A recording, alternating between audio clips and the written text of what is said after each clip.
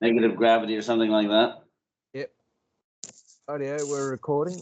So you want to do that? Okay. All right. Yeah, Nick and I already caught up, so we're good for a listen for a minute. So Okay. why don't you take it away? Tell us first of all what you wrote, and then because the audience wouldn't know, and then Okay. what got you there. Scroll me back to where I said it. What I said was, I think I know where to find negative brackets push gravity if gravity is a dipolar charge. It will be hard to detect it though.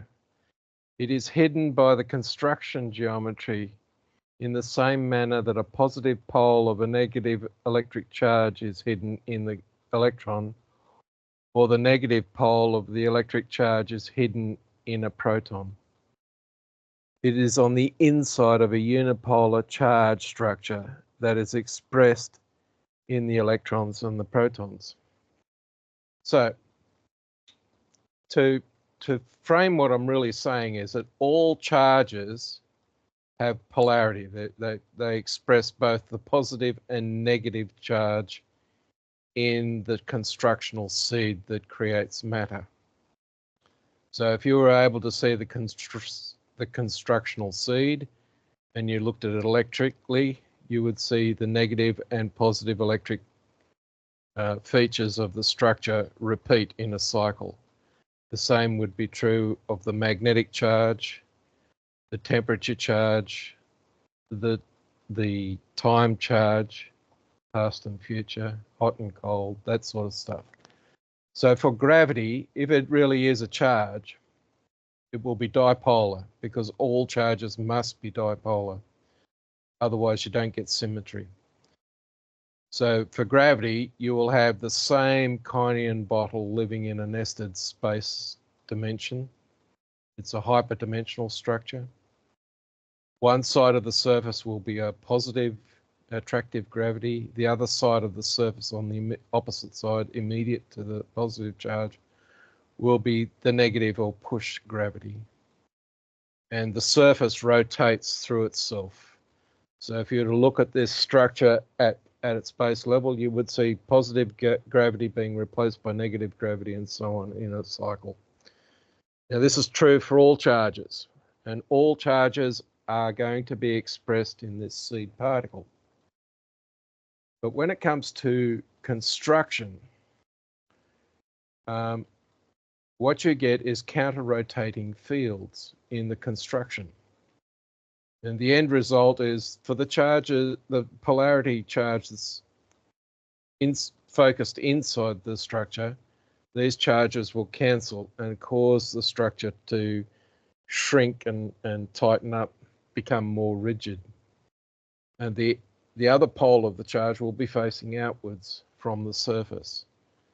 And that one will be expressing either a positive charge or a negative charge. So that I would expect to see matter express unipolar magnetism, in other words, a structure that's north or south.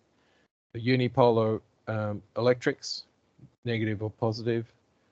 Unipolar time, which would either be past or future. And following that mechanism, you end up with unipolar gravity, which is positive or negative depending on which pole's facing away from the surface. So the end result is, if we looked at the matter structure, there's been a debate about saying, what is gravity?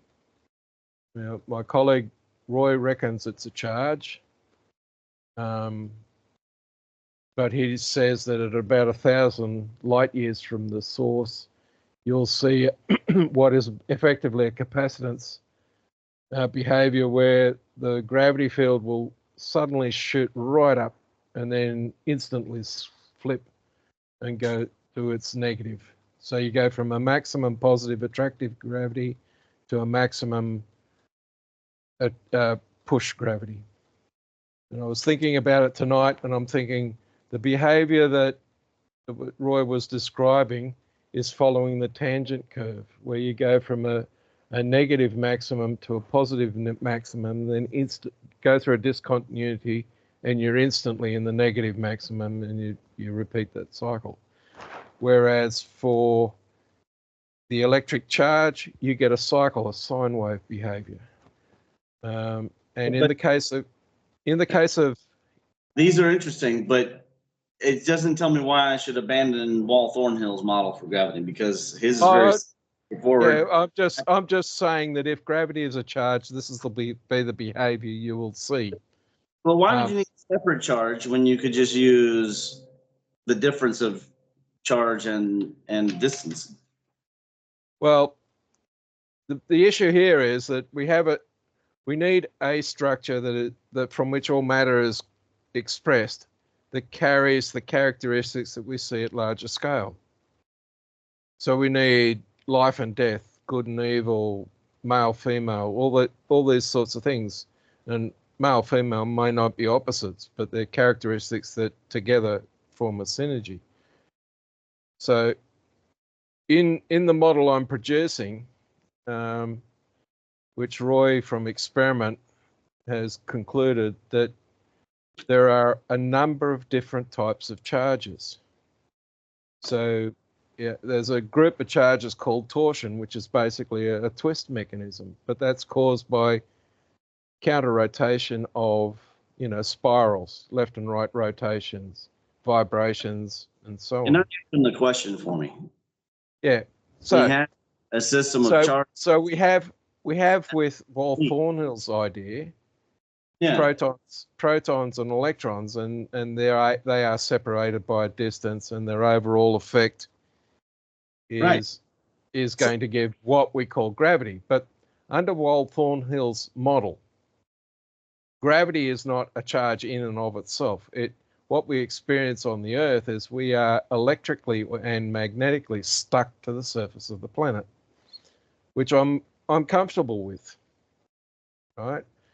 Birds fly because their negatively charged wings are repelled by the negatively charged surface of the Earth, because the Earth is a negatively charged body.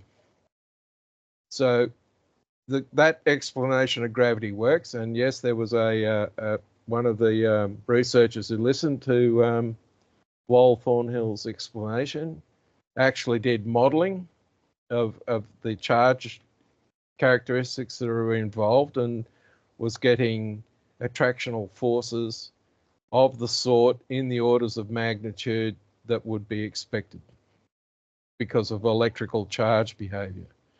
But gravity is also going to be affected by dipolar magnetic behavior as well.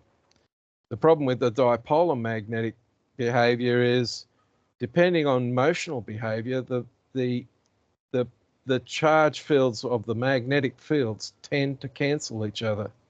So it's very hard to detect a magnetic field in non-magnetic material, but it's still there.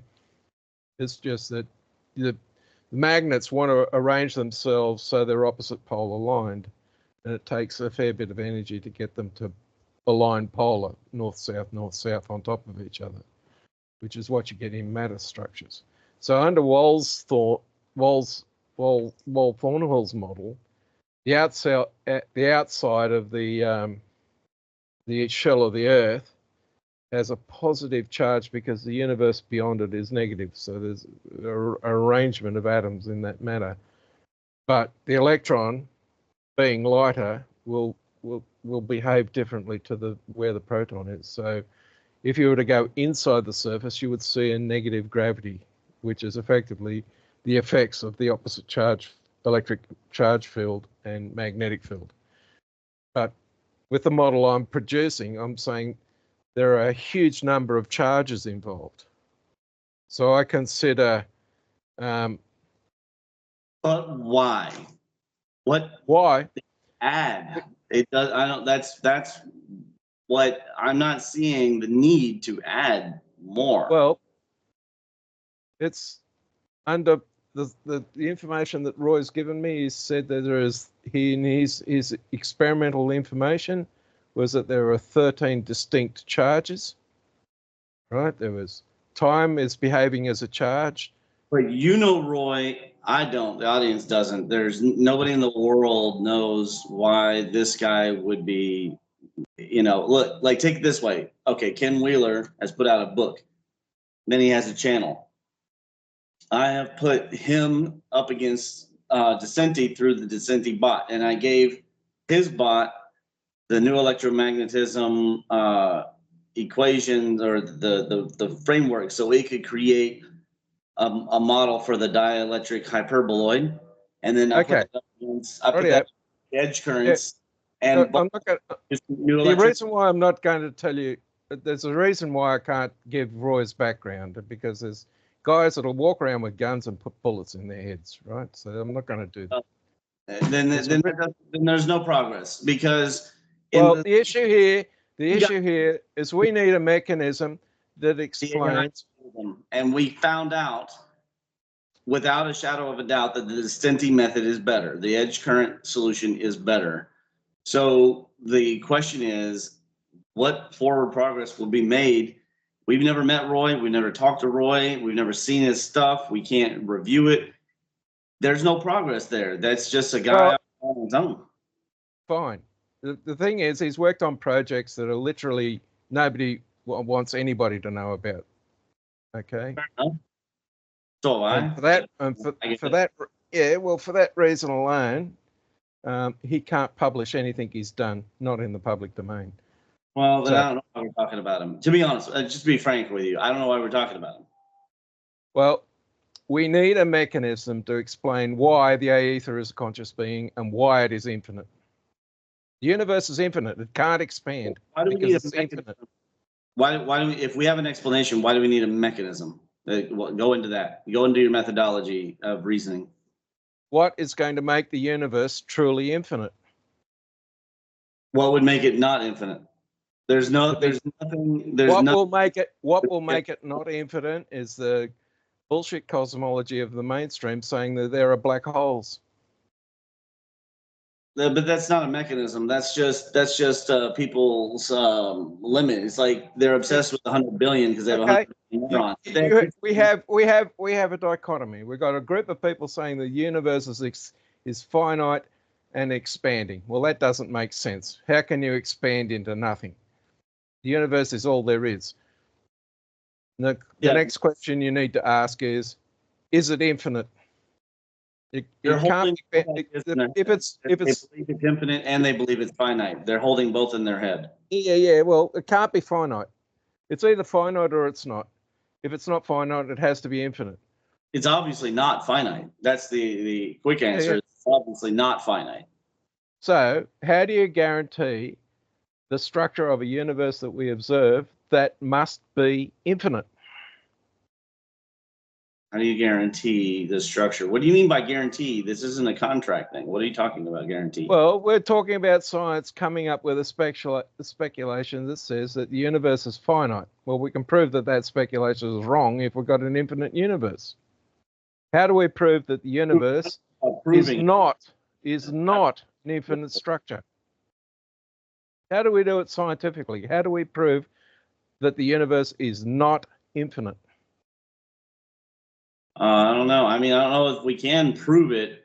It's fairly logical and simple and straightforward, and the only reason for it to not be. Well, I think the model. I think the more we look at it, the further the boundaries seem to appear, don't they? It just means we've got a better ability to see to the horizon. But the model I'm proposing requires the universe to be infinite. There's no wiggle room. Right, but it wouldn't matter to the universe if your model worked or not, right? The universe doesn't care. It can hold. That's correct, but we need a model that explains the behavior in a manner far superior to the history we have. We still can't explain why there is electricity. We can't explain why there's magnetism. We can't explain why there's time. Maybe you can, but I wouldn't use the word we. I mean, well, you don't know if a person can or can't. Well, I'm on the fence as far as gravity goes, right? I got the argument that it's the large scale effect of electrodynamics, but electrodynamics doesn't explain all the behavior we have, or it's a charge, and we need a model to cater for it. The model I'm creating allows for both. And under both, I hope to be able to produce a framework where an experiment can be done that proves that gravity is not a charge, that it is in fact the gross effect of all the behavior that's going on. The case is which model is simpler, which one gives us all the features we want for free. The model, I've said in the past that there is no motion in the universe that's not a helical consequence. All motion is helical, and because all motion is helical, we get knotting behavior, and plasma knotting in particular, for free, because all motion is helical. It will form plasmoids due to field interaction that produces compression, but it also allows for elasticity in terms of expansion. So the constructional basis of the universe can be of any size. It can be as large as a galaxy, as tiny as invisible. And it is completely elastic. We've got a method of understanding how friction occurs. Because of interactions between charges. Everybody thinks that the resistance in electrical circuits is due to electrical interaction. It's not.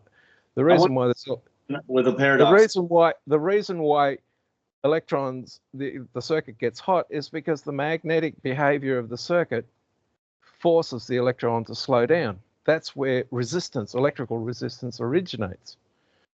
There are a whole series. You come up with a very different model of explaining behavior, and we have an issue with the electrodynamic equations. The Heaviside equations, the four famous Maxwell equations, do not account for every known example of electrical and magnetic behavior. We have no proper description of dipole behavior when it comes to magnetics. We've got Michael Claridge saying, magnetics becomes very, very complex. And I'm not surprised, because we have the wrong mathematical model. We're using two-dimensional behavior in mathematics to explain interactions that are in a space volume of at least 3 dimensions, if not more. All right. Hold on, Robert. Hold on. I want to present you with a visual of a paradoxic conundrum, okay? So imagine like a flash menu system where you have a series of images. They kind of pop out at you. Now, whether you scroll right or left in this, it goes around in a circle of a carousel of images, or icons, if you will. And now, when they go around the carousel, they are minimized and fade into the background. And in fact, they also shrink, so that if you go further to the right, when you look, what you see is not possible to actually discern what's there on the right or the left. So what you end up doing is you end up grabbing it and pulling it forward, because you're hoping, of course, to get a better look at this carousel. You want to see the whole carousel. Now, here's the extra sad part. When you go around the carousel, whatever you're looking at is the only thing you can remember. When you actually go to the new items that you're staring at, you can't remember what you were looking at on the other side, especially at 180 degrees around the carousel. So you're forced to go back around the carousel again to try and look again. But when you get there, you also can't see what you were looking at in the first place. Now, in a system such as that, which is fractal, how would you ever, and it's full of lossiness, how would you ever form a so-called complete picture if the carousel is purposely designed to be circular in reasoning, self-sustaining, and unknowable because it's mysterious? It's mystical. If you can't do that, then all of your efforts of going around and around the carousel are going to be thwarted. Don't you agree? In other words, you have to just look at what you're looking at and start to take some faith in that something works, like math, for example. We don't actually know that math is real. We just have faith that it works because it produces the results. Math is a language. I understand. And because it's a language, it's incomplete and will not always express things correctly. You're avoiding. I'm not avoiding. The second thing is I'm going to take issue about a fractal losing data. Fractals do not lose data, ever. Fractals can't lose data. Otherwise, the fractal won't, if it loses data, you don't have a fractal. No, I'm saying it loses coherence. Okay, No, it doesn't. It can't. It does. You can't remember this conversation, the beginning of the conversation perfectly, let alone know what's going to happen at the other end of it. I disagree with this. The universe it records everything that ever happens in it, so it can't be forgotten. On what medium? And this is important. It is a consciousness that is eternal, and it knows everything that's ever happened in it. The rest of your life, trying to do the impossible. That's what I'm trying to tell you. Well, they're just describing what the universe is. You know, if the universe forgets this actual conversation now, ever in the future, then pieces of you and me and anybody who's listening are lost. We lose our own memory, and I don't think that ever happens. In 30 minutes. Go ahead, Nick. Yeah, I'd like to just say something. Right, currently, they think there's 99.9% of the universe is dark matter. Now, I don't think that's the case. I don't believe in dark matter, except in the form of plasma, which is in dark mode. Now, it seems to me that this plasma actually fills the whole void. I think it fills our bodies. I think we're vehicles for particular plasma beings. I think the Earth is some kind of plasma being on a different recursive scale. I think we're all part of a very similar system, which is probably one system of plasma. And I wonder that between every atom and molecule of our bodies, is there some kind of shifting soliton that's holding the life form together? And to what extent does that extend? I think the information that we talk about in the Akashic field is plasma, and I think that's how we can. I think all the data known to planet Earth can be stored in these plasma structures as some kind of massive supercomputer. I think that's a possibility. And I think this original structure, this plasma structure, is let's say it's just not limited just to Earth, but our particular form of that plasma being is just part of the Earth. I think other structures will have formed. In other biological structures will have formed by these plasma formations in other places. They won't be necessarily just like us, because they'll be amalgamations of creatures, of plasma beings from other places, like we are. I mean, we're not just a human being. I mean, I think we need. Well, I think we've got about 3 trillion viruses in us helping run the business, and about God knows how many billion different types of bacteria, many of which are essential to life. Mitochondria seems to have been developed in a different life form and sort of merged into ours somehow. And we seem to be an amalgamation of various types of anthropoids, one way or another. So what I'm saying is this spiritual link and this informational one. I think a lot of it is stored in dark plasma, or maybe and it's everywhere. We can't see it because there isn't enough energy in it at the moment. But of course, plasma has 3 modes, and presumably some very, very complex and inexplicable behaviours. and that chi, that life force, seems to be what it's made of somehow. So that's and now I do like Walt Thornhill's idea of electricity, but it is disregarding all this other matter, and I think all this other matter does reside in the fabric of space, but we can't see it because light goes through it because it's dark. What do you think? Yeah. Well, one observation I'm going to make is that all matter that we know of is a construct, a fractal construct, which means that somewhere there is a structure that is from which everything is built.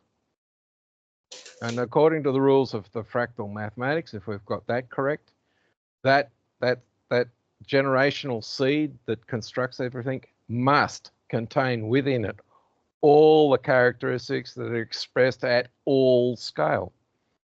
And that is what I'm labeling the aether, is that material. And in terms of its behavior, it's identical to plasma. It behaves identically to plasma because it's electromagnetic at the basis. There may be other charge types involved, but at least it's got to be electromagnetic. Otherwise, we don't have a universe. And that aethic field is where knowledge is stored. How it's stored, I don't know. That the aether field itself is the consciousness of the universe. It constructs us. So we're part of that consciousness. We have a two-way interaction to it. It's just that we're so wrapped up in our limited myopic view of the universe that we don't pay attention to it correctly. And that is effectively the spiritual dimension of everything. There is no separation of spirit and physical matter and all this sort of stuff that the modern science people want to get away with. It's a holistic thing. And when we look at what we're looking at in terms of the physical sciences, it was called natural philosophy, the study of nature, the understanding of nature itself. And that includes everything we experience. It's only in the last 150 years that we've had the desire to chuck out the spiritual nature of our existence with this over extreme separation, over analysis. We've taken the whole picture and sliced it up into so many parts that we can no longer see the whole picture. And that was one of the arguments that Walt Thornhill was saying. We've got to pay attention to the tiny as well as the entire. We can't just. Well, it's the Tower of Babel. It's the Tower of Babel syndrome. And if I may just continue, with this plasma idea, it's just come to my attention about this Kordievsky, what are they called? The plasma clouds. They're in the Lagrange point of the Moon and the Earth, both L4 and L5, and these are massive clouds of dark plasma, absolutely enormous, and they're each, I think, 8 or 9 times bigger than the Earth itself, and they just operate just outside the. Well, like I said, they're on the lunar Lagrange point, so they're as far out as the Moon, but either side of the Moon, and these, it's postulated, are structures as ancient as the Earth and the Moon. They've been somehow put there as the Moon, or they've projected the Moon somehow, and that's a possibility. One question. These contain the Akashic records. Now, these structures have only just been recently discovered. And the other weird thing about them, and that ring makers of Saturn,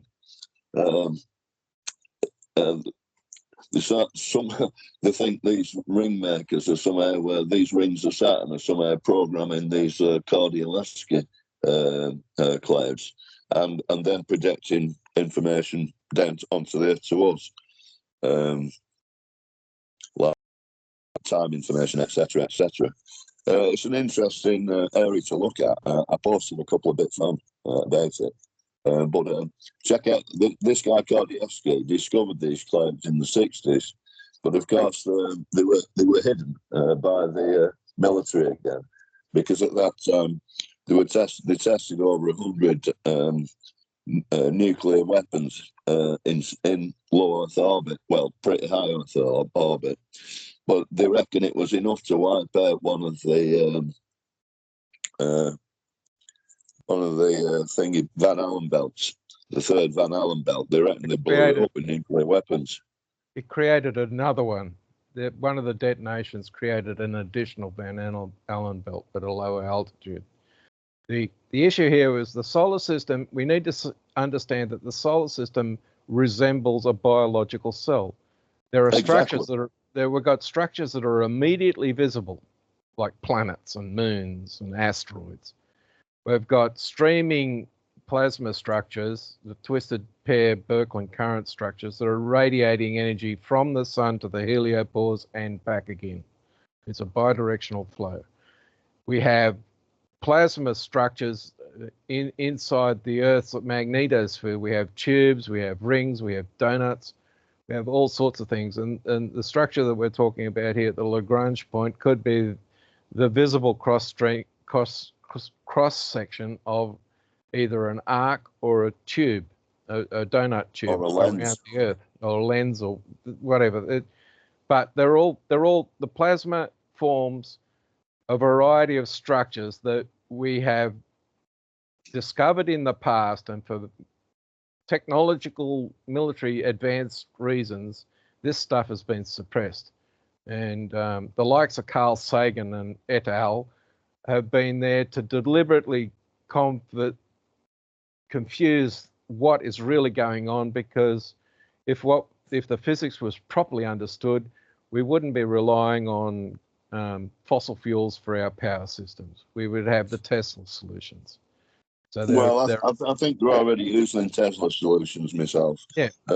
These heart systems, they're able to let's say warm up massive circular portions of the ionosphere, the electrical ionosphere, and spark it with plasma. And when they spark it with plasma, they look like massive big spaceships, apparently. But anyway, these warmed areas of space that we're using to warm the ionosphere and slow down enemy satellites and therefore drop them. And that's what that Rendlesham Forest incident was, and there were a couple in the States as well. And they were using this directed, basically microwave beams, as in HARP radio waves, directed ones, and making all these little structures appear. Now they've somehow weaponized it. I think they've somehow weaponized this stuff. Any technology we have today available, even to the civilian population, can be turned into a weapon. You know, it's just technology. You can either use it for good purpose or bad purpose. That appear to fly around in their own volition. Yeah, but because they're electromagnetic, you can direct these plasma structures to be where you want them to. You can make them denser, you can make them sparser. You know, if I know that there's a plasma bubble out there and I can influence it with an electric microwave beam and make it shrink and stick it in the road of a satellite, you're going to have a problem with the satellite. So this stuff is not necessarily weaponized. It's just being able to control the environment in a manner that majority of people don't understand is possible. Well, the thing is, these systems require absolutely terawatts of electricity, and I can't imagine we're just producing that by burning Canada's trees. Well, maybe we are. It's a bit like all the windmills are doing it, if you know what I mean. Yeah, it's a bit like the climate change argument. The sun is putting out 10 to the 38 watts, I think it is, or 36, 10 to the 36 watts or 10 to the 38 watts. I forget exactly which the number is. Watts of power every second. Right? The Earth it'd be lucky to get to a terawatt right? That's 10 to the 12 watts of power versus 10 to the 38 watts of power. You know, the sun only has a 1% influence of change in the sun's power output, and it'll scrub whatever we're doing here on Earth out completely. It's 20 orders of magnitude. So we've got to get real about what affects the Earth. And if the Earth is just getting a tiny trickle of the energy going past us, a slight change in that tiny trickle is going to have a huge impact on us. But the fundamental thing is we have a description of electromagnetic interaction that is incomplete, and it's two-dimensional. And until we get past those two little hurdles, we're never going to really understand what's going on. Townsend Brown was able to make stuff hover in the lab, and people have been able to do it ever since. And when they start getting interested in it, they get visited by the spooks who force them to sign NDAs and shut down any research. Now, why would you do that? If it was that, why would you have the universities forced to stop doing the research? The answer is it's being used in military technology. It's that simple. It's being used in devices that if we were to see them in public, we'd think it was ET had arrived on the planet. And it's just advanced military technology, or advanced technology being used for military purposes. Tesla was claiming that he had a mechanism that would enable a plane to be shot down with electricity at 200 miles or 250 miles or however long, right? And he is claimed to have actually done it. And everybody just poo-hooed the idea. Everything that Tesla did, the mainstream science group has basically said, oh, it was all pseudoscience, it didn't go anywhere. Well, if that was the case, why did John Trump seize all his paper, review it? Why has it all been hidden? Not all of it has been returned to the It's all for directed energy weapons. Yeah, the answer is he came up with ideas that are being applied in military technology, and small wonder that and it was also made in Britain, or they failed the one in Britain, but Tesla made one that kind of works. Yeah, well, Britain tried it in the Second World War, and it didn't work for them. The Nazis tried it in the Second World War and were maybe a little bit successful. That's the claim made about the Foo Fighters. Well, someone's worked it out, and I'm sure it's worked. That's right. And if you have that weapon, you don't want the other guys to have that weapon. Exactly. But what happens? But if we're talking about external influence on the planet, as in ETs, they're not going to let just one side of the planet have the technology to rule over everybody else. I don't think it comes down to nations. I think it comes down to almost spectre-like organisations, like in James Bond. You've got these cattle mutilations that happen right across Texas, and then guess who bought most of Texas? Bill Gates. And then guess what? He's killing all the cattle off, and he doesn't want animals to eat beef. And you wonder if he's got this. He's got all these technologies.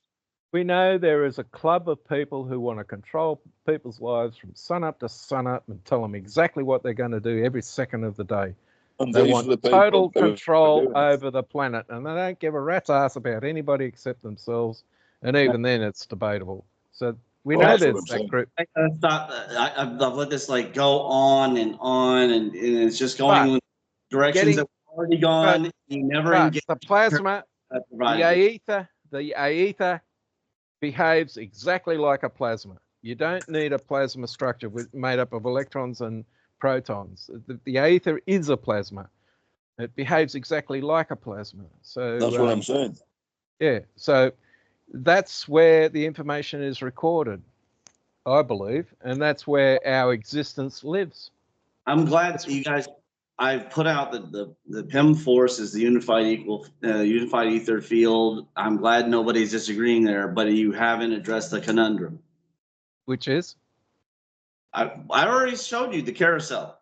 I'm telling you, you never saw the whole carousel, because by the time you get around to the other side, you won't remember what you saw on the other side. It's intelligent. Well, the system is intelligent. That's not what happens if we if we're looking at think of it as a sphere rather than a carousel, and it doesn't matter which way you twist the sphere, what's in front of you is the biggest image, and all the rest. You don't forget the rest of the images that are around. The claim that it's just no longer in focus and you don't remember it is not true. I challenge you, Robert, to watch a fractal recursion video and from frame to frame tell me what you just saw, and also to tell me exactly, despite the fact that there's even discrete resolution, can you even prove that one scene to the next? They're all so fluidly blend. That's fine. But what I'm trying to get, if the information's never lost is the thing I'm going to get to. The reason being is there is a start condition and how many cycles I've gone through in my recursion to produce that image. I can snapshot that image whenever I like and examine it exactly. That's a digital. That's a digital. The universe is analog, so you can't. The universe is discrete. No, no. The universe is discrete. No. What we see is discrete. What we model is discrete, but the universe is analog, 100%. No, it's not. It's not. I'll prove it to you. Discrete. It's a logic thing. If the universe was analog, we would not have the Fibonacci sequence. No, I'm telling you, you're wrong, and I'll prove it to you.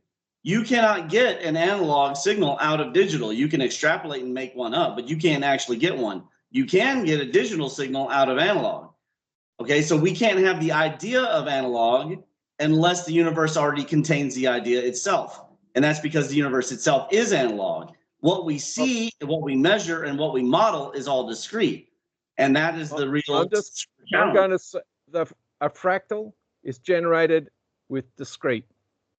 Fractal geometry requires discrete. It is not analog. It's not analog. Fractals are never analog. Fractals are never analog.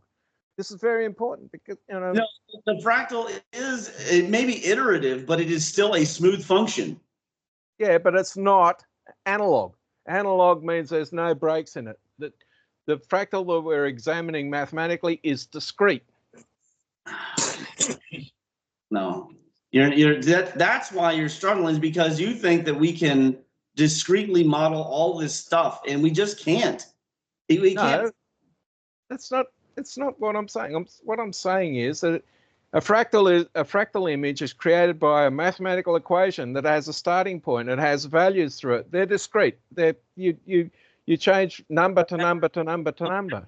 Is a tool. The expression of the idea is something you have to use your brain in order to model yourself inside. And if we're going to say if we're going to claim that the matter in the universe is fractal, then it's a discrete universe. It's made up of discrete particles. Oh, man. That's materialism at its essence. And I'm telling you, illusion. The Buddha proved that a long time ago, by the way. The entire particle thing was proved well before the fucking Greeks. It's irrelevant. We can see if what you're claiming is true, right? I'm going to knock this one on the head because of using time as the fourth dimension of space, right? You yourself, your travel through time is not some spaghettified long sequence, which is what a real analog system will do. There's a continuous link all the way through from start to finish, if there is, or in a loop or whatever, right? That's not how the universe behaves.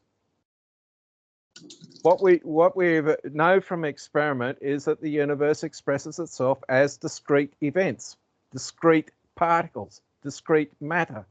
It's not a. We don't go. Maybe that's how we interpret it as people. I think we. Discrete, but there's a smooth stream from event to event, but we don't see it just because we don't see it there. But I think when we reconstruct the universe, we've got to do it in a discrete format, and I think that's what we do, and we're only able to do it in those 4 dimensions generally. But I think that's maybe more like how our brains work than how the universe actually is. But of course, we use, like you say, Robert, we do use discrete numbers when we deal the discrete algorithms when we use recursion certainly in computing. Yeah, you know, Tons. and time could be argued as being discrete according to Planck's the Planck length and all this business. This is You know, what I'm Planck saying. time. So if we have a small enough structure, it will look analog at any scale except at the lowest, right? All I'm saying is we have small. That's what infinitesimal. we're going to prove here. What we're going to prove here right now is that the universe is not fractal. Right? No. That ends the argument. That ends the argument. If the universe is not fractal, we have an analog universe. If the universe is fractal, then we have a discrete universe. It's just completely, the two don't mix. No, you can have analog feedback systems as well. Yeah, but a discrete universe at small enough cell size, as it were, will produce something at a larger scale that looks analog. It won't be analog, but it'll look analog. And the question is the universe a true analog or is it discrete? And This is why we don't have an answer to that. Arguing there can't be a God while also knowing exactly the definition of God. It's not possible. It violates the law of conservation. If you have the concept of analog, then it must have analog. You won't get analog from digital, but you will get digital from analog. It's just the way it is. I don't know what to say. I mean, it's just how mathematics. Well, I mean, to an extent, I can create a digital sound, and it does produce, a sound is an analog. But so I think there is, there is this interchangeability. It's Zeno's paradox, isn't it? Yeah, but the issue here is the transmission of sound requires discrete construction. To transmit your sound from your speaker to your ear, you need discrete structure between the speaker and your ear. I don't know if you need it. It's just what exists. Okay. Well, that's the transmission mechanism. Yeah, because we haven't found anything else doesn't mean it doesn't exist. Well, the other option is that what we have. The other way of looking at it is we have a speaker, right? It's undergoing electromagnetic oscillation. We've got a structure inside our head or our body is an electromagnetic structure. Why can't we hear that speaker just using electromagnetic resonance features between a source and a sink? The source is the speaker, and where the sink where the sound is heard. And there's actually no transmission, and you can do it with a certain radio wave frequency. All you've got is one time oscillation mechanisms going on without the need for matter in between. It's a case of point of view. It's like good and evil is a point of view, which I don't think I agree with anyway. But that was another idea put out. But the simple fact is that there is symmetry in all this behavior. You can have analog and digital; they will appear. The question is, at what scale does digital look analog, behave analog? And the problem we have is the data we have from our understanding of examining matter is that it is a construction of something smaller. And the question is how far down does that go? But at some point, it's got to stop. There's got to be a piece of matter that you can't break up. It's discrete. And that's the reason why I'm saying if the universe is fractal, then it's discrete. It's a consequence. That's the limit of your mind. And no, fractals are not discrete. I don't know where you get they're iterative. Is that what you're trying to say? Is that they're iterative? A fractal has a generating seed that is the simplest structure that can exist and has no components from which everything else is built. Fractal has that, but the concept does not. That's the carousel. It can go up, it can go down, and you won't remember the difference of each view. You won't remember. Well, that means we can never ever find the generating seed of the universe. There you go. That's what I'm trying to tell you. But what I'm saying is that there is a structure that is the mirror, the base point of the mirror. Inside the structure, it's infinitely small fractal. Outside the structure, you get fractal by build. Right? At that level, right? The matter we live in a build model. We live in the fractal structure part of the universe. All right, I'm going to challenge you again. If you think a materialistic reductionist worldview like that can outdo the logic of the Buddha and Zhuangzi, I dare you to peer review them and try, because you won't. By the time you finish using didactic reasons and dialectics to attack their works, you'll come away realizing our culture missed the boat. We just plain missed the boat, and it's Aristotle and Descartes that did it for us. But it's that kind of thinking that keeps us limited, and they just bypass it. They bypass it, and we don't like it. We call it circular reasoning, and we put it down, and much to our own culture's detriment. Because it is nice because we make computers and we do all these cool things, but then we leave out things that cause all sorts of pollution and corruption because we can't handle the truth. Can't handle the truth, and that's my point. Science is about describing what is. They figured this out. Well, the issue I have with the religious interpretation is that it has been polluted with desire of Religion. All the religions are being corrupted by the people who want power. Nobody said anything about religion. If you haven't read the Buddha's, the sutras that are non-religious, and you haven't read Zhuangzi, you really, these are pure philosophy. I can't read. I don't read Sanskrit native. Okay, I didn't grow up in a world where I was taught to read Sanskrit. English will suffice. If I'm going to go and read the works of Buddhism, I need to be able to read it in source, right? And the problem I have with gaining the sources, the only access I have is to translations, which are flawed to begin with. And then when I go to the source, or try to go to the source, I need unpolluted source, the original. And we don't have the originals. There's no such thing because they didn't write down the Buddha's words until. So what we have at this stage in history for us available to us right now is the incorrectly transmitted understanding. It's incorrect. The understanding that we've got available to us is incorrect. And until we can actually directly go to the source that's recorded in the Aether, we're wandering around with blinkers on. All right. So you don't want to take up the challenge, is what I'm saying. You don't want to see the carousel. I can't. It's not that. I understand the carousel, right?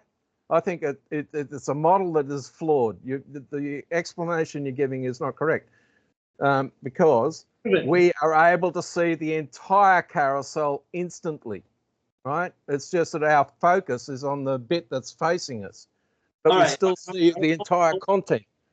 What you're saying, this is an analogy, but what you're saying is that I can know the entire ocean by scooping a gallon of it out with my. No, I'm not saying that at all. If you have to get a bucket of the ocean to understand it, you're not watching the ocean, right? The ocean there's no limit to bigness of eternity and infinity. There's no like. That's exactly what I've said. You can't get 7 billion teraflops and then suddenly you have, now I can calculate it all. It doesn't work that way. It's infinite. Yeah. Which means it can't expand. So modern cosmology is straight away in the bucket. It doesn't work. Knowledge. We're talking about knowledge. And you can't scoop out the ocean. You can understand a lot of the ocean. You go, oh, it's salty. It's polarized. It has little bitty creatures in it. But you won't know the whales. You won't know the manta rays. You won't know the jellyfish. You won't know a lot of things because it's only a bucket in the ocean. And the ocean is too big. If you wonder what, you need the ability to see the entire ocean. You can't. That's what I'm saying. I'm saying that claim is not correct. You can see the entire ocean. It's just we are not trained to be able to experience the universe in any other manner than by what our eyes show us, what we hear, what we feel, what we touch, what we smell. Let's play another game. I'll show it to you. Anyway, okay. I'll just give me a minute. Give me a minute. I need a minute, and I'll come back, and then you can hit me. Okay. I'll be back shortly. I just need to do something. All right. I'm quite enjoying this one anyway today, Ramon. It's I'm feisty when I play. Well, I'm actually racing. I'm not actually playing Fortnite, like not the fighting game. Of course, I'm in the middle of a race when it rings. 2, 3, 1, 9, 6, 0, 1. I've been mostly getting first place, by the way. Mostly. I thought we're concentrating on something, mate. I've been robbed a couple of times. I got some second places, but with me crossing the front line.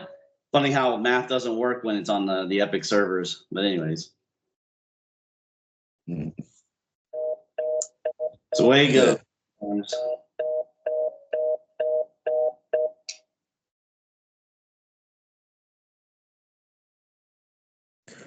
Yeah, so I'm quite interested in looking at these Kardashev fields anyway. It's worth having a look at. Tell us what they consist of. Assuming the audience and myself don't have any background. Well, like I said, these plasma fields located at L3 and L4 and L5 Lagrange points, which are 60 degrees either side of the moon from our point of view. The dark plasma, and each one of them's structurally the size 9 times the size of the Earth, according to Kardashev. But I don't know what the density of this plasma, this dark plasma is, and I've heard nothing about it. But it's very interesting stuff. Now, this Robert Temple is a guy who's mentioned them.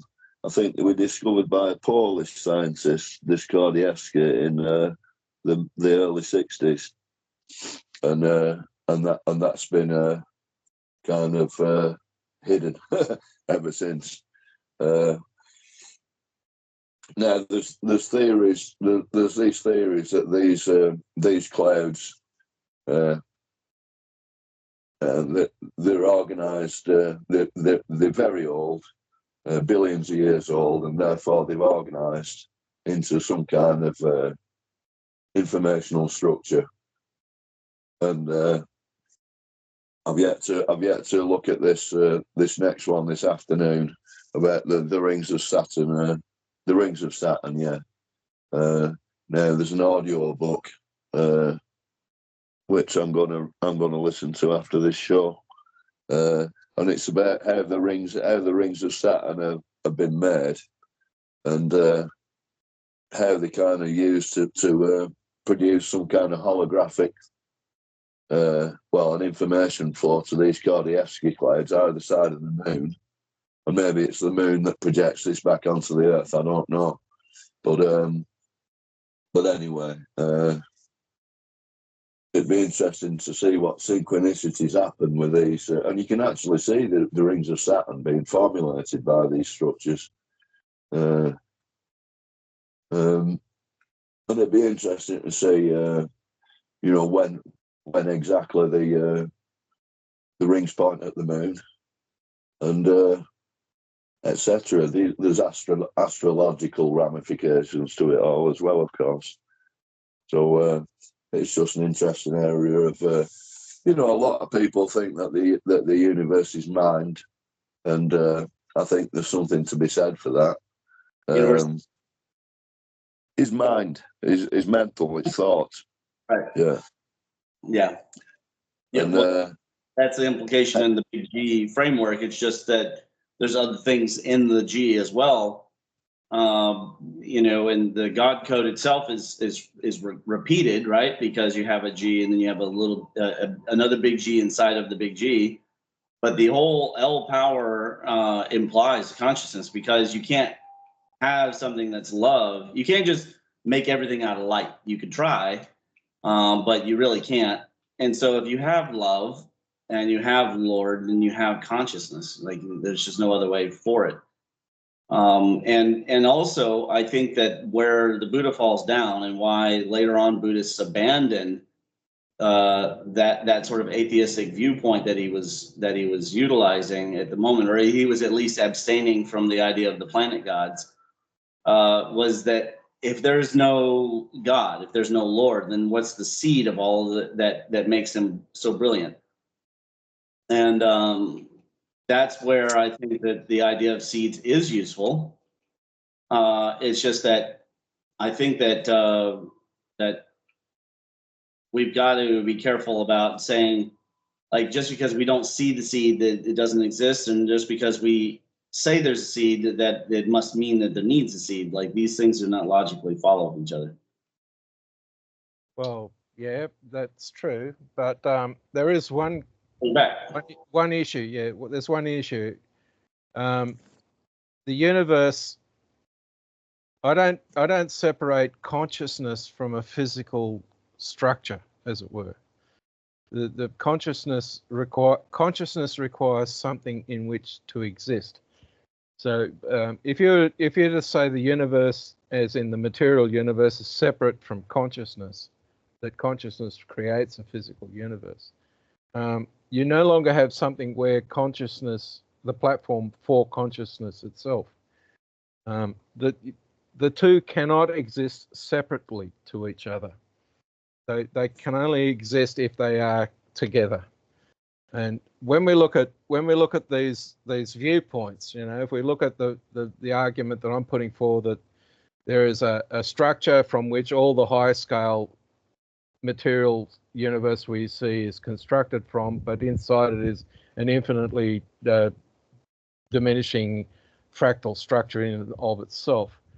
That there's a switch between the constructional scale and the basis scale on which that below that scale. So you can't separate it. If we're going to say the universe is fractal, then there has to be a point where we have a structure from which everything is built that has no componentry in it.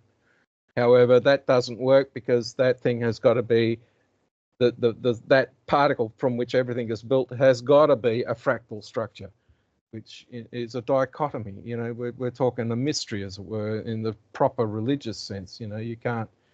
We human beings, or our limited minds, do not have the capacity and understanding to explain how that is possible. So, well, we all see facets of the same thing. We all see facets of the same thing as a human being. We all feed this information back into that sort of universal consciousness, and our life experiences are always different, but they all feed into the same universal consciousness again. But I think the life we live is actually fractal in terms of causality chains. All right. But remember, I had a game for you. Yeah, well, you've got a conundrum to put forward. Yes, it's not a conundrum; it's a game. So, in 1,000 years, they found your 13 types of charge, all of them, all the charges you've said. And then, what do you think? Okay, so they reach this pinnacle. Everything is flowing very nicely. Is it a utopia with no problems? No. Right. Now, if everything is known that you need, how come? Yeah. And number two. Well, first of all, let me just let me put my basis forward, right? I'm saying. There's a number two. Hold on. Is there not a Robert in that timeline, in that future, who says there's 1,300 charges? I'm already saying that right now. The number of charge types available to us is infinite. There's not 13. There's not 13. There's an infinite number. We might know of 13, but we know at the moment, if we look at what our empirical evidence says, is we know there's electricity, we know there's magnetism, we know there's history, past and future, we know there's vibration, right? There's a whole bunch of other stuff that does exist that we don't know about. And the reason why we don't know about it is we're not infinite. We don't exist for an infinite time with infinite capacity to understand everything that ever could occur. Then you're presenting a solution that has no real utility. And that's why That's not correct. What we've got is a system where infinite learning is possible. we've already got that. We already have that. And we're close enough back to the center of the Fibonacci, to the ones and zeros, that we can continue to grow without being perplexed with 13,000 million bajillion new Well, we kinds. don't. Well, my argument is, given the shit that's happening in the world today, is we don't know everything. Because if we did, we wouldn't have the bullshit going on that we got. I didn't say we know everything. I'm saying that the system of which I have put forward with the big G would be all you would need in order to get everything you want. Yeah, but what happens if there's more behavior pattern than what the big G provides? There's always more. There's always more. Right. The spiral. Well, the big G is an eight nodal point structure. You know, it's an octahedron structure effectively. But we've got the dodecahedron, the icosahedron, we've got the cube, and we've got the tetrahedron, and we've got the teapot. There are other geometries that provide more than what just the octahedron will provide us. It's not 8. It's a 13 because it's 5 and 8 together. Well, okay, but it's also 2s and 3s as well. So that I'm including those in the nodes of the 8. Okay, and then there's chemical flow on top of it.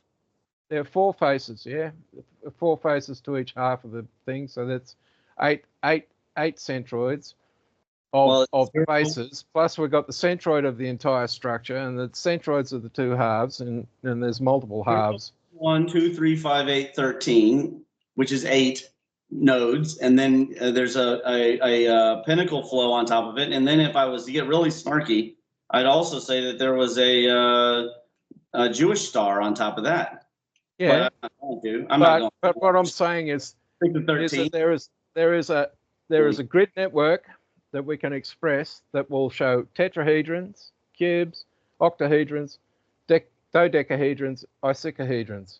It will show all those structures on top of each other because it's a geometry structure of nodes. So we don't know how many and we don't know. There's no limitation mechanism that can be imposed upon the universe.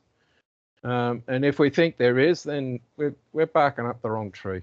I know that. That's exactly my point. Is that there's no reason to go searching. Why if the universe knows everything and why everything exists, then why do we need us? I don't think it needs us at all. No, I do, because we're its nerves, we're the Earth's nervous systems. We provide sensory information. We do all these dumbass things millions of times over in our lives, and all these different behaviours come out that Christ knows. Maybe we evolve our behaviour for the better. I don't know if we do as human beings. I mean, I'm on a personal basis. I'm sure we do, but societally, who knows? I'm not sure. I'm sure the universe needs conscious beings. I'm not sure it needs human beings.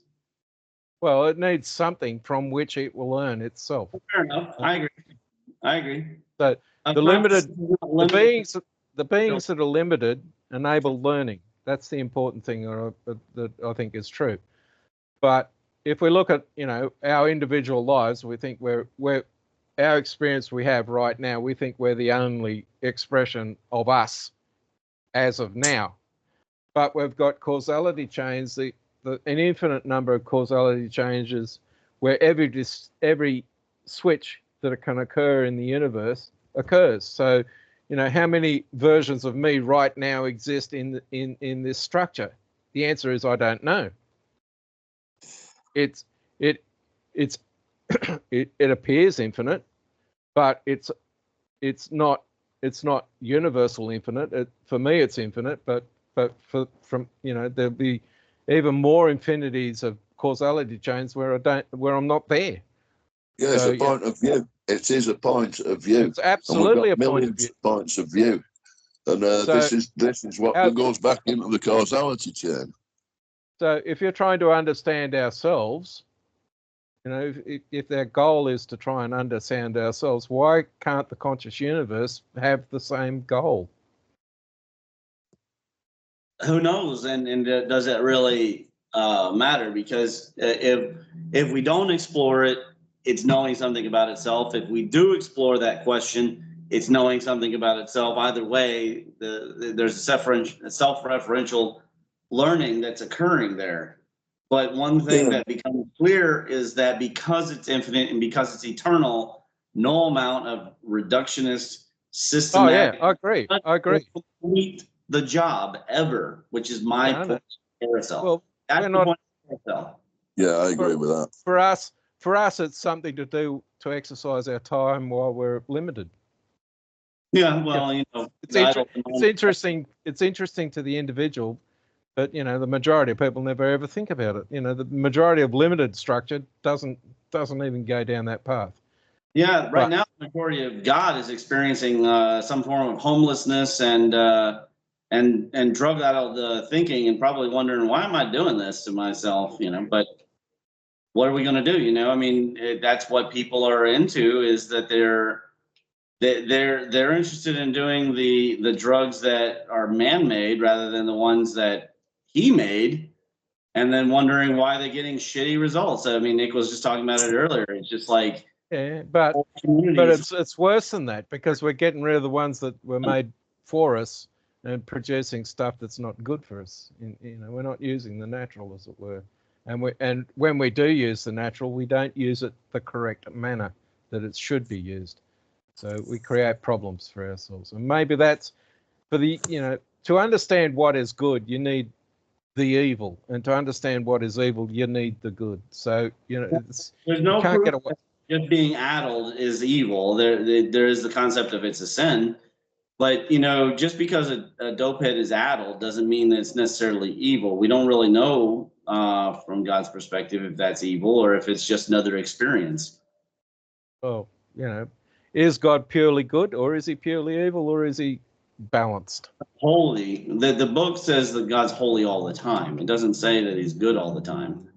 Well, I mean, in a way, people who suffer, they do experience an expansion in consciousness. But I think a lot of the drug addicts you'll see are trying to escape some kind of reality.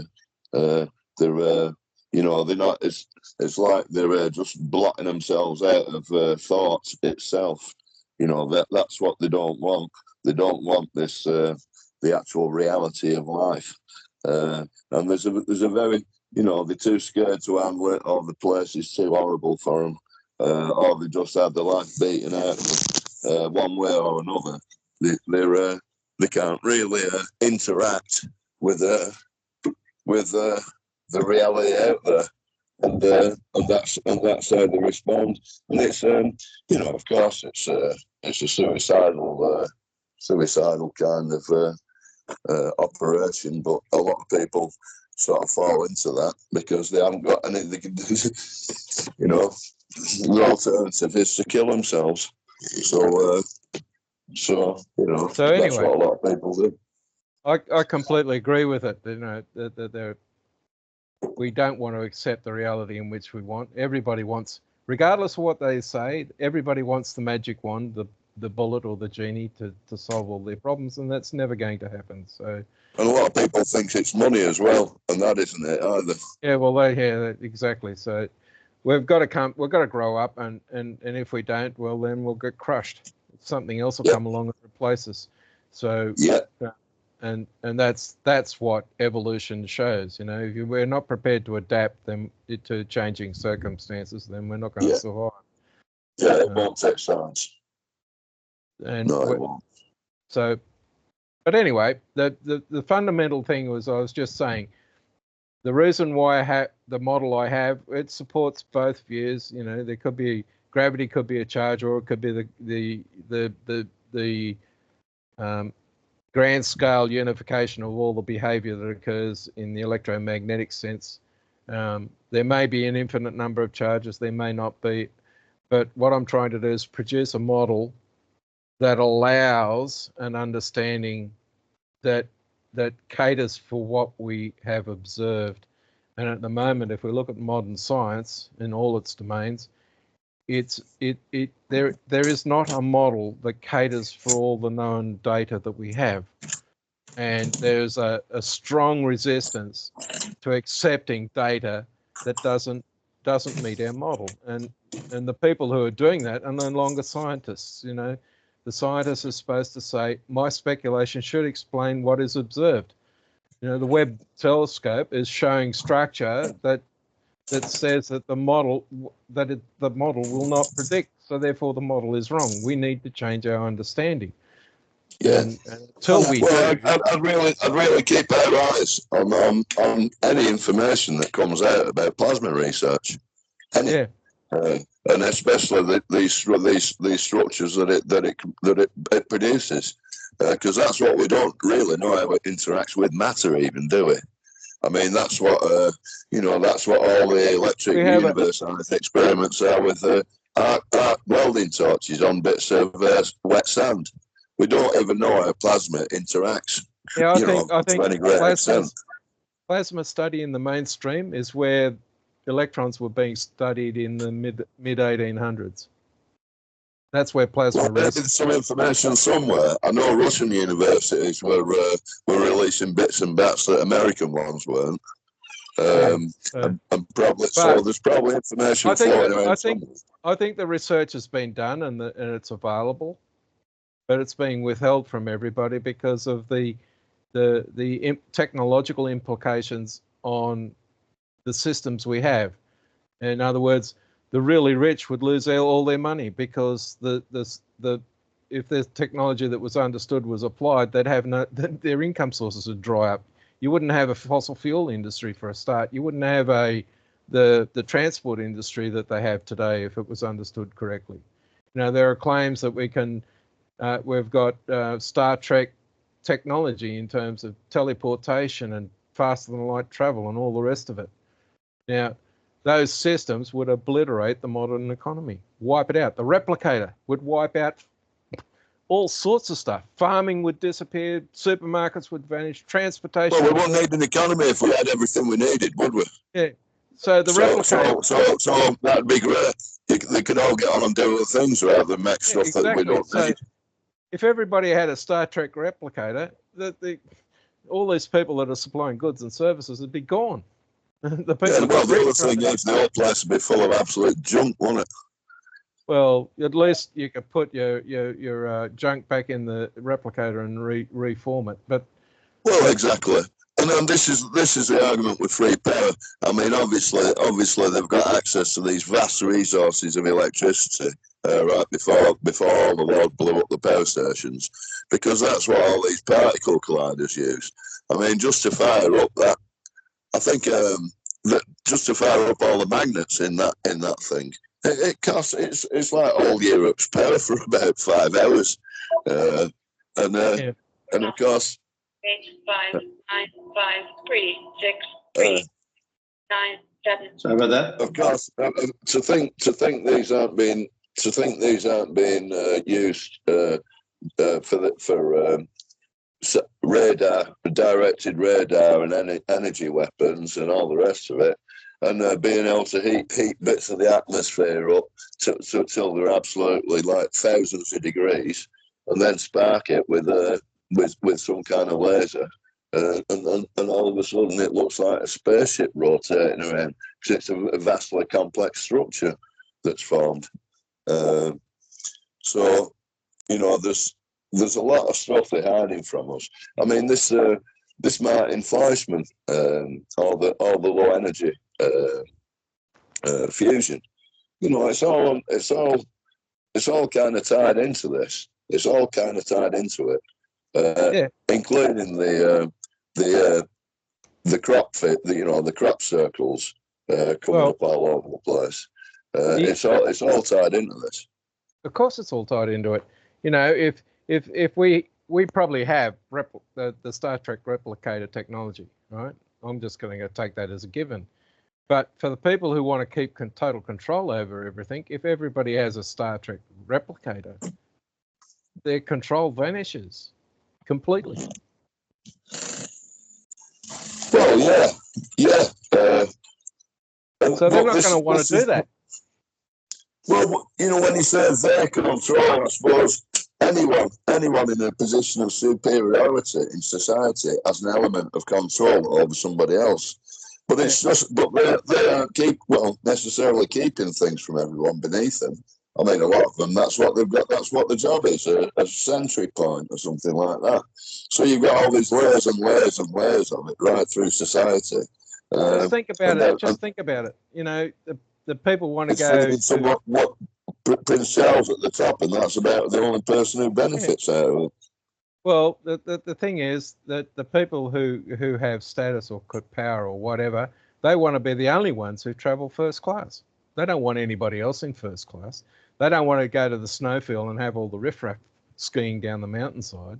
You know, they're not interested in rubbing shoulders with anybody. You know, they want their own little club. Well, that's just another version of tribalism. And we see maybe this is the problem. Maybe this is what rich people do. Maybe that's the problem. Well, the problem is that all humans are tribal. How do you get rid of that? And I don't think that you can. You know, we're all based around a family unit arrangement. Then, you know, even in my own family, we've got, you know, the person is the grandparent, one of the grandparents or uncles or aunts or someone wants to control the behavior of all the extended family. They're not prepared to just let people get on with their lives. And we've all experienced it. We've all experienced it. That's where the disruption lies. And it lies, that's where it lies in everyone's personality. That they've been part of an ongoing pigging argument for possession. So, you know, if we all had ultimate power, if we all had ultimate power, I think every one of us would turn into, you know, the likes of Stalin or Hitler or Genghis Khan, or, you know, pick the guy you reckon is a horrible person. We'd all turn into it. Because because we're all psychotic. To some degree, we're all psychotic. To some extent. I know I have been in the past, but I don't think I have now. So that's only a mental condition, isn't it? Yeah. So I don't know how that gets fixed. I don't think it can be fixed personally. But the minute we start restricting, you know, what people can do, and we have to introduce 20 different laws that do exactly the same thing, you know, we've got a problem. The problem with politicians is that they're knob twiddlers. They've got to keep twiddling the knobs. You've got to pass a new piece of legislation to make it look like they're doing something. Well, that's right. Look, in England, we used to have the laws to deal with all this lot, and it was very simple. Very simple. They all had a law to abide by. You didn't need bleeding judges and lawyers. You didn't need any of that. Yeah, exactly. So, you know, it's sort of like, if I'm driving a vehicle and I go drive into oncoming traffic, I'm intending to kill someone because I'm intending to cause an accident that could kill someone. So what I'm trying to do, driving on the wrong side of the road, is to commit murder. Now, I don't need traffic laws to nail the person driving on the wrong side who's intending to cause an accident with anything more than the existing legislation of attempted murder. And if I hit someone and kill them, it turns into murder. I don't need to go through all these other laws to drive home the message that, you know, you're going to suffer consequences. You've certainly got manslaughter by dangerous driving, and then if that's intentional, then that's murder. Yeah. But, you know, if you're driving in a manner that's going to cause an accident, you're intending to injure someone, and it could kill them or whatever. Well, the excuse is that, you pissed out your head, so you didn't know what you were doing. You got drunk. You intended to get drunk, and you knew you were going to lose control of your behavior, and you then got in a car. There are places in the United States driving drunk and smacking into something is going to put you in jail for murder, not for drink driving, for murder. And well, you'll get manslaughter number one certainly, but again, you know, you haven't necessarily chosen a victim and decided to do it. But it's just your carelessness has been lethal. But and we therefore don't. It's almost as bad as murder, but not essentially murder. Yeah, but you know, deliberate killing is an intention. Getting drunk is an intention. That's deliberate. You can't walk away from it. But the thing is that we've got the knob twiddlers in Parliament that keep passing the same law in different ways to enable them to get off the hook for something that they know is wrong to begin with, that would put them in the executioner's seat, getting executed for their behaviour. So, you can argue about whether we should kill these miscreants or whether we imprison them or whatever, but we've got to do something that's protected the rest of us from them. But what do? You can't stop the behaviour. I would say it's a little bit ridiculous to say that we used to have all of the laws that we would need for a society that's as complex and full of bullshit as our present one. That it's not that. I think rather that when they evolved the present legal system, that they made some assumptions because they had just come out of an era of just absolute adoration of capitalism. And so they were like, I know what we need. We need a whole bunch of laws that are based around corporate tax thinking, and that'll do it. And then what it turned out that did not do it, and rather we started treating people for minor crimes like they were major crimes, and people who were committing major crimes were getting slaps on the wrist because, of course, now you're treating them like the little legal fees. And that I don't think is the solution. And I don't think that we engineered it from the Black's Law era to now in the most intelligent and moralistic direction. And that's probably there's no modern equivalent to Thomas Aquinas. There's nothing that forces us through thinking. I'm not saying it has to be done religiously. I'm just saying that that's how it was done in the past, and we don't have it. And that's the issue here. The issue here with corporations, with companies, is that they are run by human beings. Human beings make the decisions that cause a company to do something illegal. Putting the company in court and suing the company for doing something illegal is separating the human being who made that decision from the responsibility of the decision. I'm talking about the application of UCC to humans. Not corporations, which is what has happened and has, real common law, and it's enabling things like putting homeowners in jail and letting squatters, sit. This kind of stuff is completely insane, of course. Yeah, that's what I'm talking about, Ramon. Common law. I think it provides most of what we need to function in a society. Basic common law. I think it can be stretched into various corners, but bear in mind a lot of people, they would find ways to twist a situation to become confusing enough that they would be able to get away with stealing people's sheep and stuff, let alone whole cars.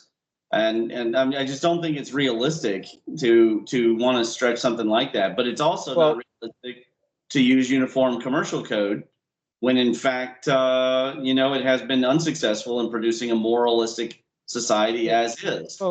And it was just a choice that was made in the 1800s, the late mid 1800s, and then it was extended even further when the United States went bankrupt and turned into a corporation. And it owned the Bank of England too much money, and the whole UCC took over. And it's not maritime; it's Uniform Commercial Code that took over. And when that happened, from there it's been engineered to all sorts of stuff. Now you can have literally Americans, even with their constitutional rights, get arrested. And be told that they might not have a trial by a jury of their peers. It's going to be up to a judge to decide if they're going to get it. That's crazy. Look, they've done that in Britain already, you see, and that's what I'm talking about, Ramon. They're doing it everywhere. We had those rights here, and they've been eroded this last 30 years. It's been done everywhere. The issue here is that we've got a system that's based on lies and deception and thievery, and that system will fail, along with the legal system, the currency, and everything else that goes with it. The global culture we have today, doesn't matter whether you live in Russia, China, India, anywhere in the world, the global culture we have is going to disappear because it is based upon lies and falsehoods and thievery, and it can't succeed. It's self-destructive, and when it does destruct, a lot of people are going to die. It's that simple. We've seen it happen multiple times through the last 12,000, 14,000 years, ever since they built Göbekli Tepe in Turkey. It's been occurring ever since then, and it was occurring before then. You know, Noah's flood was God decided to get rid of all the evil, so claimed, by wiping out everybody who lived with the flood. Well, that was just one of the global disasters that wiped out the population of the planet. There have been 5, one by fire, one by ice, by fire, by water, by, you know, we're just the next one along, the next global wipeout of the human beings, and a lot of the systems we have are just going to vanish. Yeah, but in the meantime, we've got to try and do something about it. Well, you know, if we want the species to survive, then we've got to equip those that survive with the capacity to survive, which is not what is happening right now in the general population. No. Right? There are pockets of people that are learning how to live without the technology. And they're the ones who are going to survive. All the rest of us who want our mobile phones and our supermarket and our cars, and all, we're dead. If we can't do it Not necessarily ourselves, just quite, yeah. But yeah, we've got to know how to get our work without power as well. Yeah. Statements like that are too flat. It won't be that simple. There'll be raids on those villages that people will be on their supplies. Yeah. You'll see. It'll be asymmetric. Yeah. We don't know what's happened because it hasn't happened here before in modern times. But it'll be interesting when it does. It'll be roadblocks, but there'll be lots of drones flying around. There'll be lots of forces at work that, you know, we don't really want there. Well, all I'm saying we don't know where the attack will come from yet, but we know it will. We have recorded memory where it happened in the past, so it's going to happen again. Why? Human beings are assholes to each other. That's the reason why it's going to happen. There will be survivors. But we've got to remember that there are other statements, unless those times, you know, when Jesus is talking to the disciples about the end times, he says, unless those times were cut short, nothing would survive. All life would end on this planet. So, you know, there is a struggle to protect and continue life. And for as long as we're not out of the woods yet with nuclear wars anyway yet, but, you know, so it might solve all the problems pretty soon. But that will only take 60 minutes for the whole world to fry, so... 30 minutes, but anyway. There'll be a few left in mid-South Pacific somewhere, no doubt. Well, you know, well, who knows where. There'll be people in isolated environments that remain isolated and they'll survive, and everybody else is just going to get wiped out. A few hundred years later, you know, we can start off again. There was research into the eruption that occurred at 74,000 years ago in Indonesia. And they reckon the Indian subcontinent, the population of the entire subcontinent, dropped down to 600 peoples. Because the Indian nation today is the least genetically diverse group in the world, and the people who work out this from a genetic point of view said the population of that continent had dropped to 600.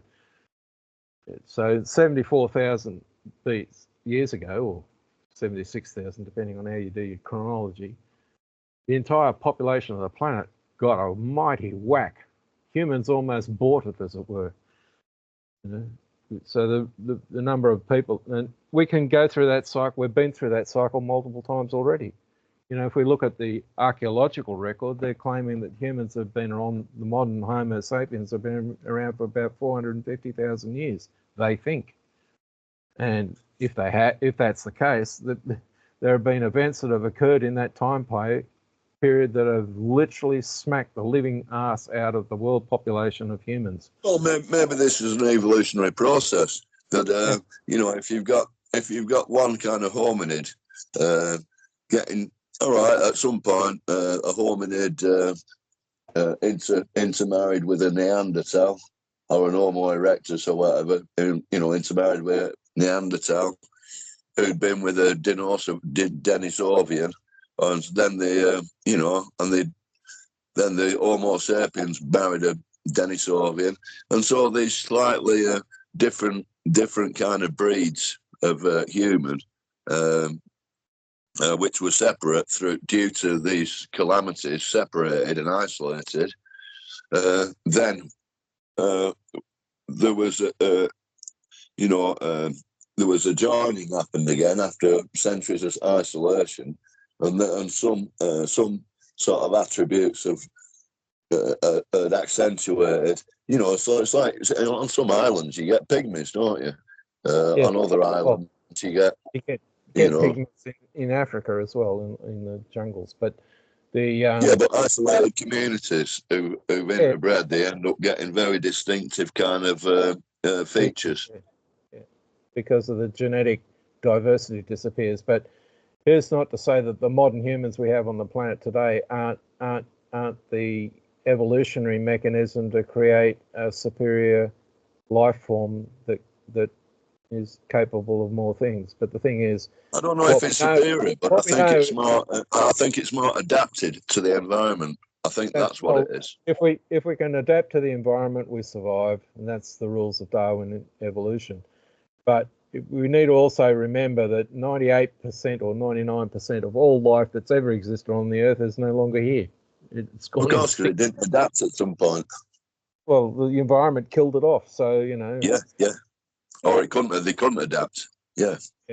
But some of the life survived. So the living fossils today of the dinosaurs are the birds. The living fossils of the reptiles are the crocodiles, and the living fossils of the amphibians are the frogs, and so on. So not everything gets wiped out. It's just that the majority of it does. So, and at the moment, human beings are doing the mass extinction event all over again. We're the cause of mass extinction at the modern age. So. Well, it looks that way. Yeah. So maybe it'd be a positive thing if we, no, I'm only joking. Well, we can't continue the way we are without. We can't continue the way we are. There's going to be a reset of some kind. It's just not going to be the reset that those that want to control everything desire. So that's what I think is going to happen. Yeah, well, let's hope the reset plans don't go the way they're expecting them to. The planned resets of those who want to control everything are going to fail because they're based on falsehoods, and they're too busy trying to fight each other for control. So it's self-destructive as well. So, yeah, that is a good thing about this empire run on greed. That even in the top echelons, they're all trying to rip each other's throat out from top to bottom. But the empires don't last more than 250 years. So the modern world started, I suppose, in the 1700s with the French Revolution. Well, we're nearly 250 years down the track. Well, over 250 years down the track. Yeah, it only seems the next, the next ruler. The next ruler is only it's just a different kind of someone at the top of the tree, isn't it? Look at the British Empire. Look at the British Empire. It started in the 1600s with Queen Elizabeth, effectively, and by the middle of this last century, it was out of existence. It was no longer an empire at the end of the Second World War. So, it survived 400 odd years, which is pretty good for an empire. The Roman Empire lasted nearly 1,000 years. So the American Empire is about 400 odd years on down the track. We're all due for some sort of failure to occur because the timeline mechanism is kicking in. The failure period we've reached it. But the question is are we going to get past this? And I would say until we get past our personal desire to control everybody else's life, the answer is we won't. No. Yeah, and I think it will come to the point of AI trying to run people's lives, but then it just depends who's running that particular AI. I think the Elon Musk AI could be an interesting variant to be part of, because I'd trust the information on that platform more than I would on the BBC. And I think I'd interact more with any kind of decisions made on a platform like that, because it's got free speech involved.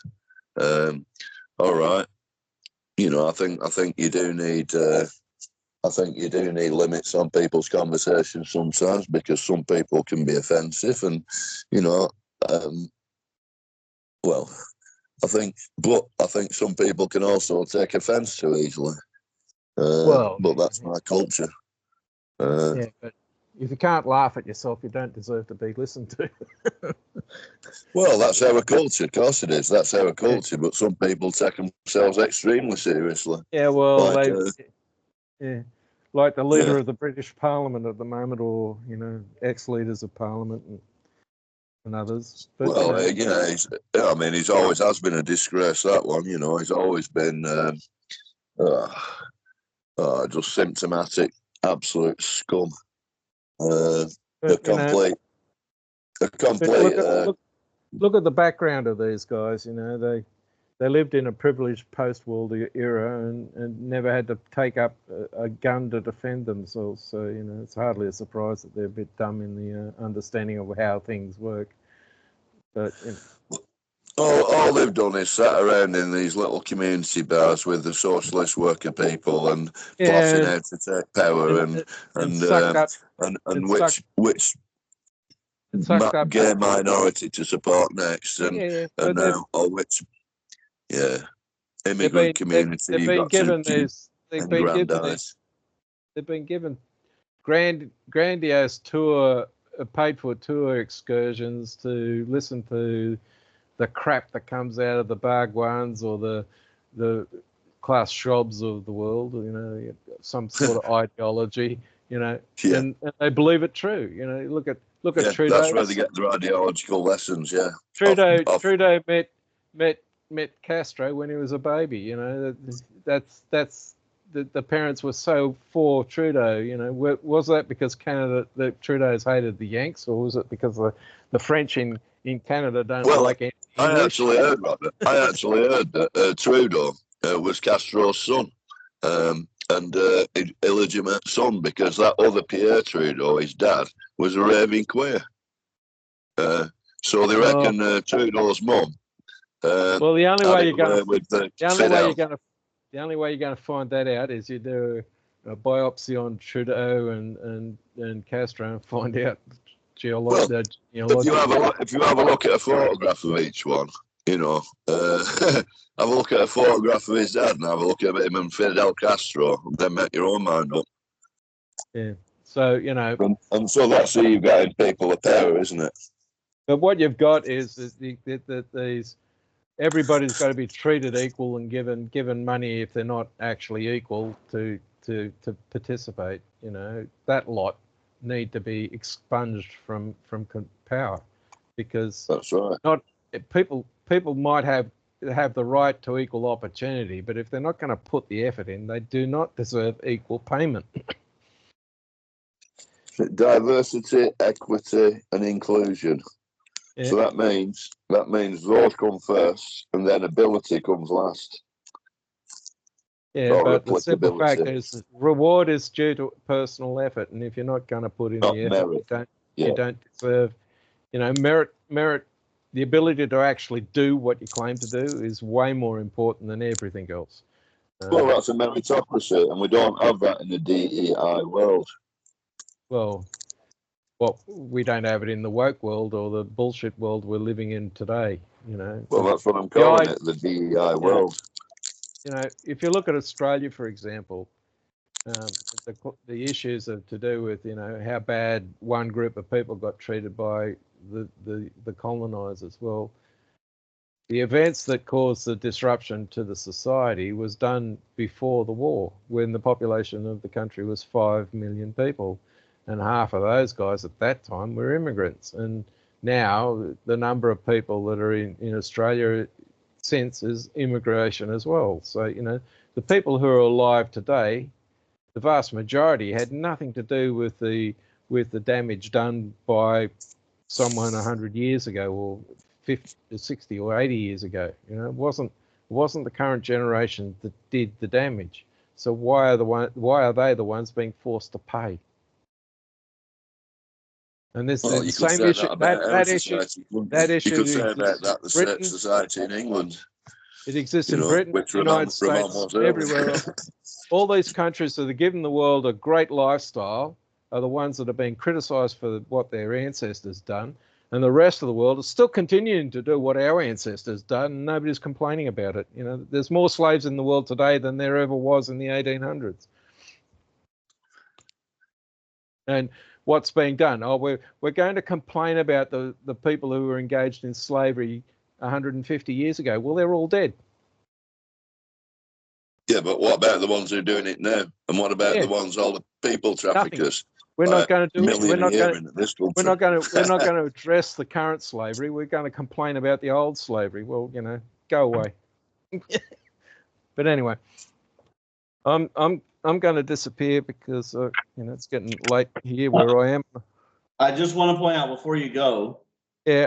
Only thing left about the carousel for me to point out. Yeah. Is that the present image, that's the most central image of the carousel, the one that what you're looking at. The harder you look, the clearer the image becomes, but it is never 100% crystal clear, which is the other reason why it's limited. It's not just that you'll forget what's on the other side of the carousel. It's that the present image that you're looking at is also never a complete picture. Yeah, correct. Because we don't have the sensorial capacity to see the image as it actually. We have an interpretation, yes, like you said. Because it's fractal, you'll zoom in and you might get 99.9999999%, and you could even find the function that is controlling said realion. However, you won't still find the totality of it because exactly. I agree. Absolutely. Even absolutely. if it's just evil. Just evil might be the only thing left, and yet it can't be completely located because it can't be completely eradicated. Well, that's a lot about the universe without having to say everything. I have an instant response to the statement. Oh, we recorded everything, and the answer, my response is, there's absolutely no way possible that you can record everything. You just can't do it. It's impossible. The reason being is you can't record yourself. You can't cause a static image of whatever it is you want to record. You just can't do it. There's too much stuff in there that you don't even know is there, let alone be able to record it. So I agree with you. So when you're looking, well, I doubt it. The universe records everything, but you know, you need to be infinite to do it. Is my view. If you're not infinite, there's no way possible you can record everything. You know, we don't know what we don't know. So how the hell are we going to build a detector to detect what's there if we don't know it's there? Have you ever seen those Joseph Campbell? He does quite a lot of experiments with information disruption, which are quite interesting. I haven't heard that, but it's like documents where you got spelling errors. You can write a sentence, and as long as the words in the sentence have all the letters of that word, and the first letter is the first letter of the word, as long as all the letters are present, it doesn't matter what their order is, you can still read that sentence. And if you really want to check it, you get Word out, you create a sentence, jumble up all the words using the rules I just apply, and do a spell check on it. And what you will find, the spell check will find the words from the pattern of the letters, direct. You'll be able to correct the entire document, almost. There'll be a few words that it has problems with, but the majority of the words it will correct to the right one. And, you know, if a computer can do that, that's pretty fancy. But the human being, the brain, will look at the pattern of letters and match it to the word directly. And when I discovered that, 2005, when I first arrived where I live now, because there was a document given to me by one of the landlords, and I read it. It might have been in a local publication, and it had this sentence that was all jumbled up, and you said just read it, and then later on, you know, a couple of paragraphs later, it had the sentence in the right order, and you could read both. It was when I saw that, I thought, wow, you know, what the human brain can do with the data is phenomenal. It really is. So if you have savant capacity, or you train it, you can do amazing things. It could be phenomenal. It could be monstrous, because wrong is wrong when it's wrong. When something's wrong, it's just wrong. It doesn't have the ability to be rearranged and to become right. For example, you can't take a chemical like Agent Orange and rearrange it and get apples. You can't. And well, you got to have way to its initial constituents, and those constituents could be used for synthetic foods. But the actual chemical itself cannot just receive a little bit of arrangement and be something that is productive of life.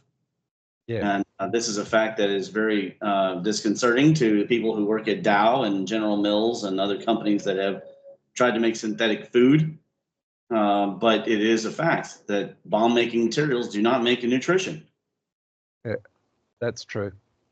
But, you know, we don't need those guys in charge of what crops can be planted, let alone grown to maturity to be food. Because they're the guys that change the seeds, and then you got to use their fertilizer for it to work, you know. Well, yeah, whether we like it or not. Yeah, well, it should never have been allowed in the first place. Well, we know that, but that's the nature of it. It should never have been allowed. We can say that about a million things in this place. Yeah, but the issue here is we've got laws that do not make the people who make these decisions accountable for them. I agree. We blame the company or the organisation, but what we need to do is go after the individual. Correct. Yeah, but meritocracy and personal accountability are two of the things most fundamentally under attack under the attack under deconstructionism of meritocracy and other things. In other words, the Occidental point of view of how society should be run is under continuous attack from the Oriental point of view. Now, I'm not saying it's from the Chinese point of view. I am saying Oriental in the sense of the Grand Orient, the Illuminati of the Grand Orient, the Freemasons of the Grand Orient. They aren't even English Freemasons or American Freemasons. They're Freemasons of the Grand Orient who have mingled in through their camaraderie of the Freemasonry. But the truth is, once they were taught the secrets of Illuminism and they were taught the methods of Freemasonry, they created their own version, then re-infiltrated backwards. Because, as Nick and I were talking about earlier, one of the things that our society is all based on is trust. And the Freemasons of the English were most susceptible, but the Americans, by and large, I mean, eventually distance could not protect them from the deceptives of the Grand Orient. And now it's to the point where even the 33rd degree Masons do not know. They do not know which illumines are on top. They couldn't tell you. They might mingle with them, hobnob with them, go to do tennis and racket court every day with them, but they wouldn't be able to tell you. My neighbor is a 32nd degree Mason. I can tell you he's not going to know a 33rd degree, let alone an illumin, when he meets one. He's just not. He's just a fat old man who lives and works in Lexington, Kentucky, and like American Freemasonry is not sufficiently capable of keeping the methods of the Grand Orient at bay. Because it is deception, which tells us something about the universe that it may be a little scary for us to admit. It may be really scary for us to admit, actually. We don't have a good detector of corrupt. And if we do detect corrupt, we can't get rid of it. It's, you know, it's a... we can get rid of it, but the stomach is gone. You know what I mean? Yeah. Normally what happens is the appointed person who's there to investigate is the one who destroys the information and covers it up. And as has been pointed out with the child in, the paedophile, another round of the paedophile investigation in this country that's been going on since Edward VIII cabinet, since 1973, as far as I know. He was kicking little boys off his yacht Morning Cloud after he'd bombed them at sea, and that went on. And then, of course, Thatcher's cabinet was full of them. And anyway, a local MP around here, a certain Geoffrey Dickinson, he was a good man, and he handed it wasn't a list of documents. It was, 114 files he had on these particular MPs and the members of the police force, high-ranking people, all of them who were involved in paedophile rings with Cyril Smith and those people attacking kids, historically. And it's the same people. It's the same, and 114 files went missing, not just all the documents in each file, but all the files. And that was under our Prime Minister. He was the Director of Public Prosecutions then. And so the people appointed to keep this system going, they've been part of it. It's a systematic. They hide themselves at the top all the time. You can't get near them. All the churches in the world have been shown to have done this. All the parliaments in the world have had members of parliament, and entire professions have been guilty of this sort of stuff. There's been a lot and of. It's how they get power, because they've got to join these sick little cults to be part of the brotherhood. Well, what you're doing is you're creating a cancer in the culture that is going to destroy the culture, right? Cancer in the body will kill the body. It might take a little while, but eventually the body will die. Yeah.